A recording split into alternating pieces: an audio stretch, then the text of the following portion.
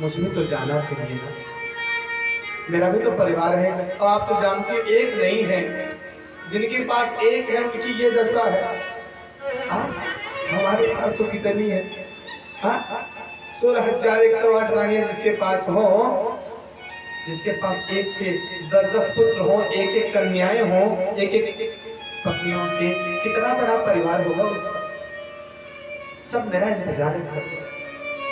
कुंती ने कहा मैं रोकूंगी नहीं, पर माधव कुछ दे के जाओगे?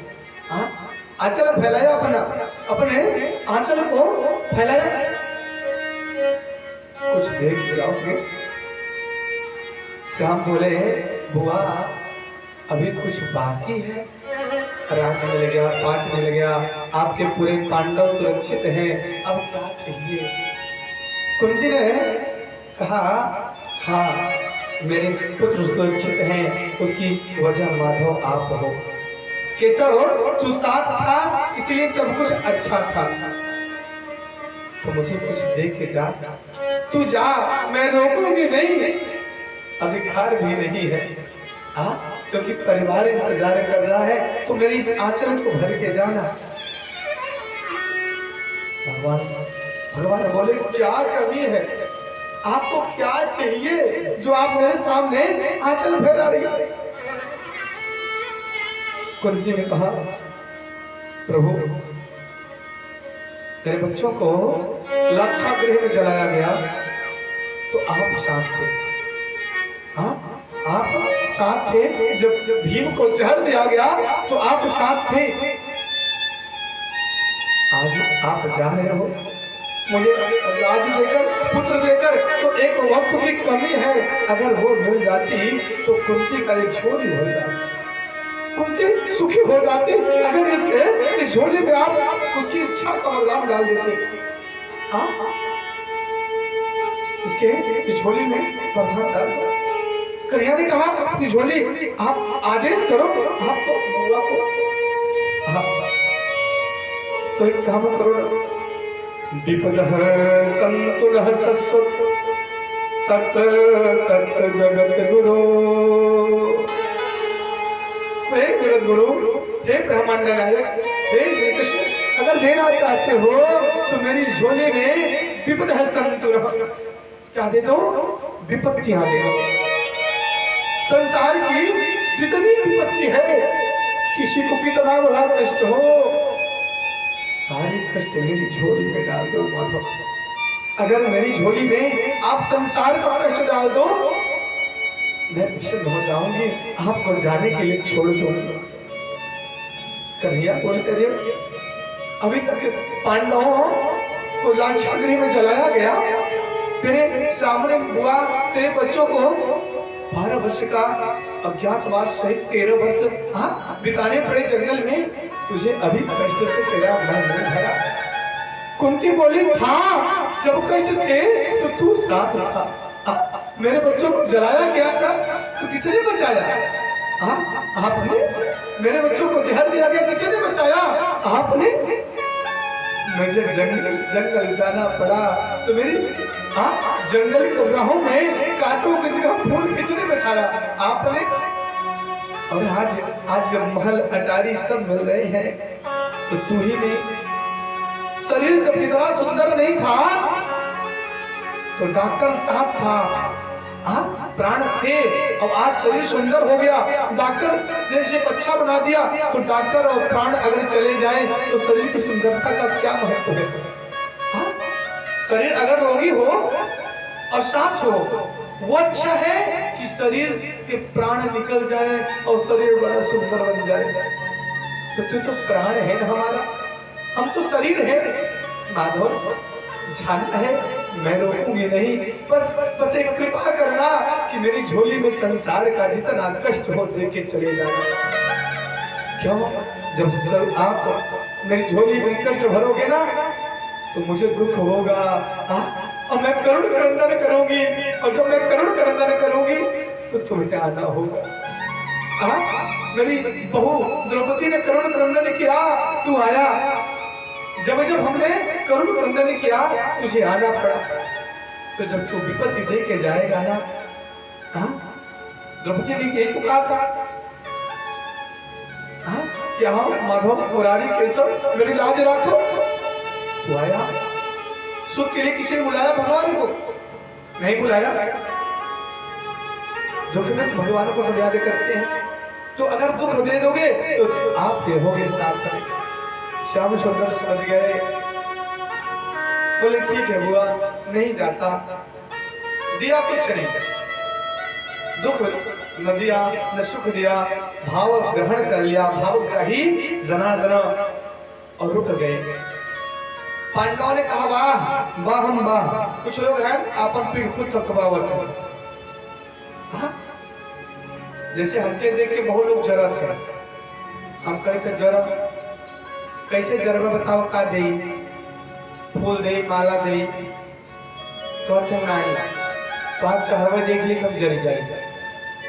हम कहते ला देख ले भैया भगवान बड़ा अच्छा बनाया वो हद करिए और जर। आवश्यकता ये नहीं कि अगले को क्या चाहिए, हमारी इच्छा क्या है, हम उसे क्या दें, जितना सुंदर हो हम देंगे, वो उसकी इच्छा है ना। परमात्मा उसकी इच्छा ग्रहण नहीं करता, उसके भाव ग्रहण करता है। लोगों की इच्छा की रुक जाए। और यहाँ विष्णु पितामह का भाव है कि हे गोविंद दर्शन दे दो, हे गोविंद दर्शन दे दो। भगवान रुक गए तो पांडव लगे बोलने वाह हम वाह, हम जनता है हम हमार रुके। अर्जुन बोले नहीं हमारे लिए रुके, क्योंकि मेरे संबंधी हैं, मेरे सारथी हैं, मेरे गुरु हैं, सब कुछ मेरे हैं। सब बोले जाकर चलो पूछिए।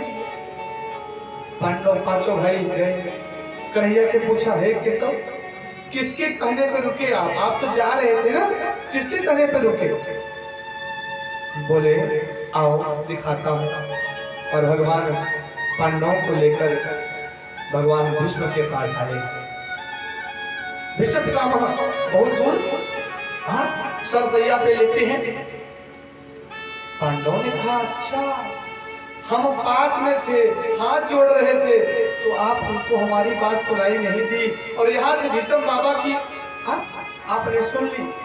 भगवान ने कहा यही तो बात है, भाव का भूखा हूं मैं, भाव ही बस सार है, भाव से मुझको भजो तो भव से बेड़ा पार है। तुम मुख से कह रहे थे अपने मुखार बंधों से, और ये भीष्म अपने भाव से मन स्थिति से मुझे याद कर रहे थे। भीष्म पितामह ने देखा ओह आ जाओ केशव आ जाओ, मुझे इंतजार तेरा था, आ जाओ तुम्हारा इंतजार कर रहा था मैं। लोगों ने कहा कि आप इनका इंतजार कर रहे थे तो कहवा दिया होता, दूध से दूध जाता कह देता। बोले दूध की आवश्यकता नहीं है, दूध की आवश्यकता भूत को होती है, भूताधिपति को नहीं।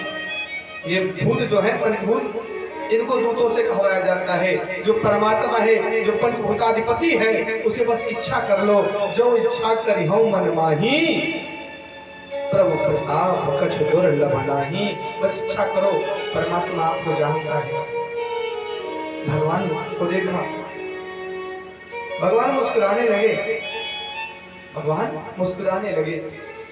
भीष्म जी ने कहा हाँ आओ, और मुझे वही सांवरी सूरत दिखाओ, वही मुस्कान दिखाओ, वही मुस्कान जिस पर मैं लट्टू हो गया था। पांडवों ने पूछा अरे महाराज महाभारत में तो लड़ाई चल रही थी, तो आपको इनका मुस्कान कब दिखाई दिया? जहाँ लड़ाइयाँ चलती हो वहाँ तीर दिखाई जाते हैं, तलवार दिखाई जाती है, आंखें भुट्टी लाल दिखाई जाती है, मुस्कान कहाँ मिली आपको? मुस्कुराए भीष्म पितामह, मुस्कुराए, बोले बताओ ये तुम नहीं जानोगे, ये तो इस केशव से पूछो, इस छलिया से पूछो, इसने मेरे साथ जो छल किया ये बताएगा। भगवान फिर वही मंद मंद मुस्कुराने लगे। भगवान मुस्कुरा रहे हैं, कह रहे सुनो, आप जानते हो जब दुर्योधन ने मुझे बहुत दुर्वचन कहा भीष्म पितामह, आप चाहो तो पांडव में ऐसा कोई नहीं जो एक तो मर सकता है। आप जैसा सेनापति हमारे पास और पांडव हमसे जीते जा रहे हैं। आप खाते हो कौरवों का और गाते हो पांडवों का। मुझ पर जब लांछन लगाया तो मुझे क्रोध आया। मैंने क्रोध में प्रतिज्ञा कर ली कि कल एक न एक पांडव मारा जाएगा महाराज, एक न एक पांडव का मैं वध करूंगा कल। ऐसी प्रतिज्ञा मैंने कर ली। जानते हो अर्जुन, प्रतिज्ञा तो मैंने कर ली, पर मेरा हृदय कह रहा था, हे माधव इस पाप से मुझे बचा दो। मेरे हाथ से मेरे पांडवों की हत्या न हो, इस पाप से मुझे बचाओ। इस छलिया ने मेरा साथ दिया और रात्रि का समय तुम्हें तो पता नहीं, तुम तो जाकर सो गए, थक गए थे, दूसरे दिन युद्ध करना था। पर द्रौपदी से पूछो इसने क्या किया। ये द्रौपदी रात गई श्याम सुंदर के पास। ये छलिया सो रहा था, सो नहीं रहा था, सोने का स्वांग कर रहा था। और द्रौपदी गई, इसको जगाया, इसे कहा, हे श्याम सुंदर, कल भीष्म पितामह ने प्रतिज्ञा करी है कि एक ने पांडवों को मारा। मेरे 5 पांडव, मेरे 5 पति, अगर कोई भी खंडित हो गया तो मैं विधवा हो जाऊंगी। और भारतीय नारी अपने पति के सामने अपने प्राण त्याग देना पसंद करती है। पति के सामने अपने प्राण जाए अच्छा है, पर मेरे सामने मेरा पति सुरक्षित रहना चाहिए। इसी भाव से इसने श्याम सुंदर से कहा। द्रौपदी ने, हे माधव तू सो रहा है, तू मेरा भाई है, तुझे पता है कल ये दो मैं विधवा हो जाऊंगी। मेरा एक पति, कोई पति इस पितामह का ग्रास बन सकता है। आपको बचाना है तो मैं आपसे बचाने के लिए नहीं कहूंगी, क्योंकि आपने तो प्रतिज्ञा ले रखी है, न अस्त्र उठाऊंगा न शस्त्र उठाऊंगा। तो आप बहुत करोगे। अर्जुन के रथ पे हो, जाके रथ पर केशव ताके कौन देशव, एक की रक्षा आप कर लोगे, और 4 की तो सोचती हूँ कि मैं अपने प्राण दे दूं। कन्हैया बोले, बहुत बढ़िया, बहुत बढ़िया, भारतीय नारी हो, प्राण दे ही दो। पति के मरने से पहले तुम ही मर जाओ, अच्छा है। सुहागन मरना अच्छा है। चलो भाई, मैं क्या करूं। द्रौपदी सोची तो कुछ उपाय बताएंगे। ऐसे है, बोले हाँ बताओ क्या करूं, मरने में सहयोग करूं। द्रौपदी बोली, हाँ मेरी चिता में आग लगा दो, बस इतना नहीं करो। भाई हो ना पति तो भाई लगा दे आग। कन्हैया बोले, मैं आग लगाने बहुत आगे हूँ, बहुत आग लगाया है, यहाँ भी लगा दूंगा। चलो कहाँ लगाना है, आपकी चिता कहाँ बनी है, मैं बना दूं। जल्दी से कन्हैया ने चिता तैयार कराई। द्रौपदी सोच रही है, ऐसा भाई नहीं देखा, ऐसा भाई नहीं देखा जो खुशी खुशी प्रसन्नता से मेरी चिता तैयार कर रहा है। चलो ठीक है, सौभाग्य ही है, भाई है तो। और द्रौपदी जब उस चिता पर आरूढ़ होने लगी, भगवान ने कहा, देख बहना, मैं थोड़ा सा थका हुआ हूँ, सोने जा रहा था, तो तू कुछ मेरा मदद कर, अपना कुछ काम तो कर। कुछ भी नहीं करती, सब मेरे भरोसे। द्रौपदी ने कहा, मैं क्या करूं, चिता तो तुमने लगा दिया, अब मुझे क्या करना है, बैठना ही तो है। कन्हैया बोले, देख चिता की परिक्रमा की जाती है, फिर आग लगाई जाती है, तो परिक्रमा तू कर ले, कम से कम आग मैं लगा दूंगा। द्रौपदी बोली, इतना ठीक है, मैं कर लेती हूँ। और जो ही द्रौपदी परिक्रमा करने लगी, भगवान बोले, सुन सुन, छोटी परिक्रमा नहीं तो बड़ी परिक्रमा। क्यों? क्योंकि जिसके एक पति वो सती, जिसके 5 पति वो महासती, और महासती जब प्रयाण करेगी तो परिक्रमा बड़ा होगा। कहा, तब मैं क्या करूं? बोले, वो जितने हमारे पूज्य लोग हैं, द्रोणाचार्य, कृपाचार्य, बड़े बड़े पूज्य लोग, उन सब का परिक्रमा करते हैं। कहीं तो पूरी रात बीत जाएगी। भगवान बोले कोई बात नहीं, बहन के लिए पूरी रात जाग सकता हूँ। भगवान को साथ लेकर द्रौपदी चल देती है परिक्रमा करने। परिक्रमा करते करते सबके शिविरों में अंधेरा है, परंतु भीष्म पितामह के शिविर में अभी भी दीपक जल रहा है। भगवान बोले बहन जाओ जाओ, देखो भीष्म पितामह शायद जाग रहे हैं, पूजा पाठ करते हैं ना ये। देखो कभी कभी होता क्या है, हम आवश्यक कार्यों में ना मान लो 10 माला जप करते हैं, आवश्यक कार्यों में 1 माला जप कर पाए तो जब हमें समय मिलता है रात में सायं में तो हम उसको पूरा करते हैं, ये नियम होता है। तो दिन में युद्ध करते हैं, जब तो हो नहीं पाता, पूजा पाठ नहीं हो पाता, तो रात में उसे पूरा करते हैं, अपनी माला पूरी करते हैं। भीष्म पितामह बैठे हैं और अपना ध्यानस्थ हैं। भगवान बोले जा द्रौपदी, बड़े बुजुर्ग हैं, अभिवादन शीलस्य नित्यं विद्योपवेशिनः चत्वारि तस्य वर्धन्ते आयु विद्या यशो बलम। जो नित्य अपने से बड़ों का अभिवादन करता है उसके 4 चीजें बढ़ जाती हैं, आयु, विद्या, यश और बल। तो जाकर के तुम बड़े हैं ना, पूर्वज है तुम्हारे, सबसे बड़े हैं ये, पितामह हैं ये, उनको प्रणाम करके चली जाओ। द्रौपदी बोली बताओ, इन्हीं कारण तो मैं चिता पे जा रही हूँ, जिनके कारण मैं चिता पे जा रही हूँ उनको प्रणाम करूं? नहीं मानो, ऐसा नहीं होगा। भगवान बोले देख द्रौपदी, लड़ाई अपनी जगह है और सभ्यता अपनी जगह है। हम भारतीय संस्कृति वाले हैं, अपनी सभ्यता नहीं खोते। बड़े हैं तू प्रणाम कर। युद्ध में भी जब बड़े सामने होते हैं उन्हें हाथ जोड़कर नहीं, तीर उनके चरणों में मार के प्रणाम करते हैं, पर प्रणाम करते हैं। लाठी पहला उनके सर पे मत मारो, पहले पांव के पास पकड़ कर प्रणाम कर लो। हमारे यहाँ ऐसी सभ्यता है, लड़ाई में भी सभ्यता है। और तू तो महाप्रणाम करने जा रही है, जा। पितामह के पर चरण पर किया। द्रौपदी बोली भाई मन नहीं कर रहा, मैं नहीं जाने वाली। कन्हैया बोलेगा तू जाने वाली नहीं तो मैं तेरी चिता को आग देने वाला नहीं। जो असभ्य हो जाए, जो संस्कृतहीन हो जाए, फिर उसकी तो चिता को आग भी नहीं देना चाहिए। बोले राधे राधे। द्रौपदी बोली भैया आप कह रहे हो तो मैं जा रही हूँ। ठीक है, बड़ा सा घूंघट निकाला, जाने लगी। कन्हैया बोले सुनो, जा तो रही हो पर अगर मेरा नाम पूछे तो बताना नहीं और कुछ बोलना नहीं, बस प्रणाम करना, चली आना। द्रौपदी बोली अरे मैं वहां बात करने जा रही हूँ। अरे तू भेज रहा है इसलिए मैं जा रही हूँ भाई, वरना मैं जाती नहीं। जाऊंगी, प्रणाम करूंगी तो चली आऊंगी। कन्हैया बोले नहीं, तू कभी कभी चपड़ चपड़ ज्यादा बोलती है, तेरी आदत ज्यादा है बोलने की ना।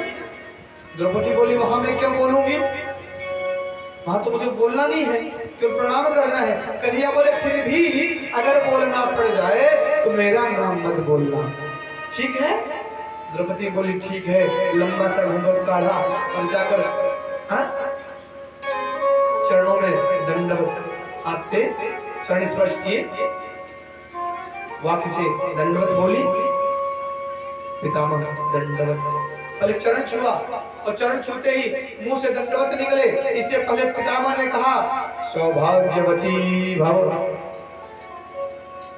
और जो ही सौभाग्यवती भव कहा, द्रौपदी ने अपना घूंघट उठाया। पितामह कौन सा सही मानो, सौभाग्यवती भव कि एक पांडव का वध, क्या सही मानो। पितामह ने देखा ये कहां से आ गई। अरे मैंने तो भानुमति को बुलाया था ना।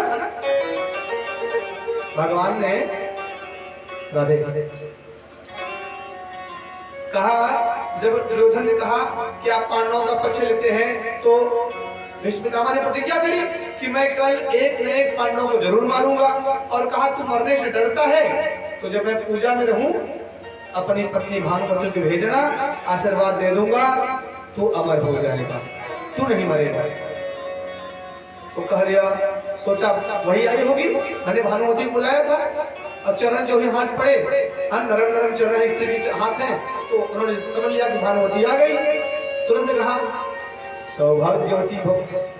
अब बताओ, शास्त्र कहता है अगर किसी को मारना पड़े और छोड़ना पड़े, जैसे कोई कह दे कि आपको मारना है और आप ही को छोड़ना है, अब बताओ क्या करोगे? तो ध्यान देना, शास्त्र कहता है मारने वाले से बचाने वाला बड़ा होता है। तो आपको मारना नहीं है, बचाना है। भीष्म पितामह ने कहा कि भैया जब मेरे दोनों प्रतिज्ञा है, मारना भी और सौभाग्यवती, तो मैं इसकी रक्षा करूंगा, मैं मारूंगा नहीं। फिर विचार किया, अगर मैं ऐसे सौम्य भाव से रहा तो दुर्योधन कहेगा इधर हमको बहला फुसला के उधर बुला के आशीर्वाद दे दिए, फिर एक कलंक लगाएगा। तुरंत आंखें लाल करी,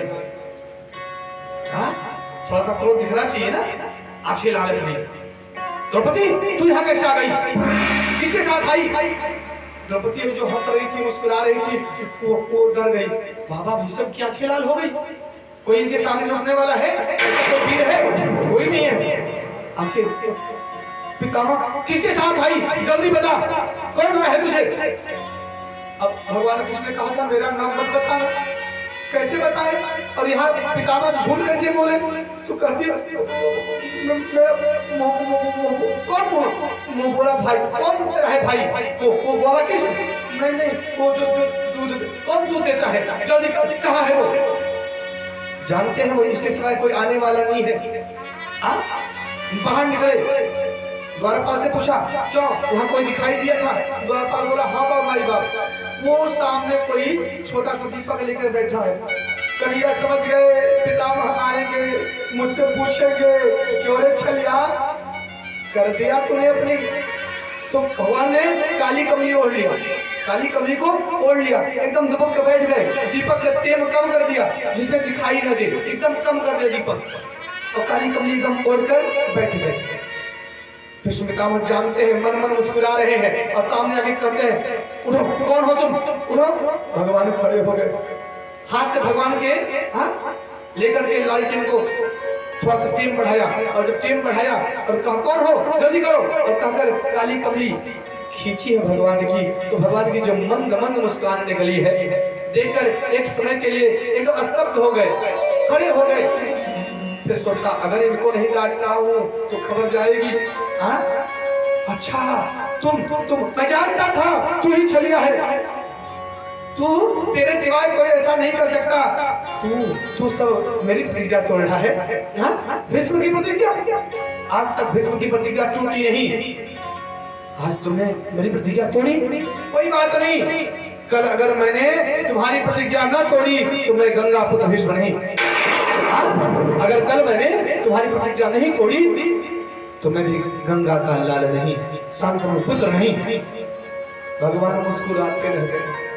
दूसरा दिन हुआ महाराज, भीष्म के सामने श्री कृष्ण आते ही नहीं, आते ही नहीं, और भीष्म जो है कृष्ण को खोज रहे हैं, कहाँ है, किधर है, दौड़ कर रथ उनके सामने लाते हैं, और एकावेग सामने लड़ाई शुरू हो गई। आज भीष्म पितामह का वह कौशल दिखा कि भगवान के रथ चलाने की सारी कला फेल हो गई। भगवान उन्हें कला से बचाते हैं, पर उधर पताका जहाँ हनुमान जी विराजमान है कटकर वहां गिरी, ध्वजा कटकर उधर गिरी, रथ के पहिए उधर गिरे। अब लगता है कि अब जो है अर्जुन मर जाएगा, बाणों से भगवान ने पीट दिया, चारों ओर से बाणों से पीट गए, रथ सारथी सब कुछ विहीन हो गया। भगवान को क्रोध आया, कन्हैया समझ गए कि आज ये बुढ़ा जो है पितामह, आज तो लगता है मेरी प्रतिज्ञा तोड़वा कर मारेगा, और मैंने प्रतिज्ञा नहीं तोड़ी तो शायद मेरे भक्त को मार डालेगा। प्रबल प्रेम के पाले पढ़कर प्रभु को नियम बदलते देखा, अपना मान भरे चल जाए पर भक्त का मान न टलते देखा। भगवान ने तुरंत जो है अपने रथ से कूदे, और कूदकर बगल में एक रथ का पहिया टूटकर गिरा था, उसे भगवान कृष्ण ने उठाकर जोरदार गिराया, जैसे हाथ में सब चुकड़ हो। सुदर्शन जैसे नाचता है वैसे नाचते पहियों को देखा, और भगवान रौद्र रूप धारण किए, एकदम आंखें लाल लाल, भगवान दौड़े हैं। जो ही दौड़े भीष्म पितामह की ओर भीष्म पितामह ने अपना धनुष बाण रख दिया और कहा माधव बस आपने मेरी प्रतिज्ञा तोड़ी, मैंने आपकी प्रतिज्ञा तोड़ी। और जो ही भगवान दौड़े थे उनका जो दुपट्टा है वो जमीन पर गिर पड़ा था। भगवान ने देखा कि हाथ में वो रथ का पहिया है, धीरे से पीछे गिराकर भगवान मुस्कुराने लगे, जैसे कोई लज्जित हो जाए। हाँ, तब मुस्कुरान देखिए उसकी। भगवान मुस्कुराने लगे, कहते हैं बस वही जो मुस्कान मैंने देखी थी ना उस समय, वही मुस्कान आज देखना चाहता हूँ मुरारी। भगवान के हाथ से रथ का पहिया नीचे गिरा, भगवान मुस्कुराने लगे। किसी ने पूछा एक बात बताओ, क्या कान्हा इतना क्रोध में वास्तव में पागल हो गए कि उन्हें यह भी नहीं पता चला कि उनका दुपट्टा गिर पड़ा? बोले राधे राधे। उन्हें पता तो चलना चाहिए था कि उनका अंग वस्त्र गिर रहा है। एक संत ने कहा नहीं जानते। बताओ कहा देखो, भगवान की एक पत्नी है पृथ्वी भी ना, पृथ्वी भगवान की एक पत्नी है। पृथ्वी ने विचार किया कि अगर लोग क्या कहेंगे कि हो ये झूठ बोलने वाले की बहू है। हाँ, किसकी पत्नी है? झूठे की। इसके पति ने प्रतिज्ञा किया था कि मैं कभी अस्त्र नहीं उठाऊंगा, और ये देखो चक्र लेके दौड़ पड़ा। तो उसने भगवान का दुपट्टा खींचा और अपना मुंह ढक लिया।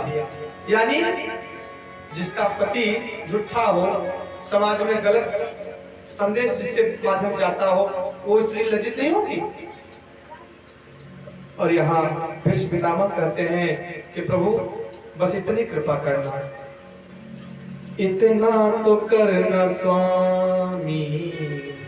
एकदम आराम, भाग के नहीं, आराम से। इतना तो करना स्वामी, जब प्राण तन से निकले, इतना तो करना स्वामी।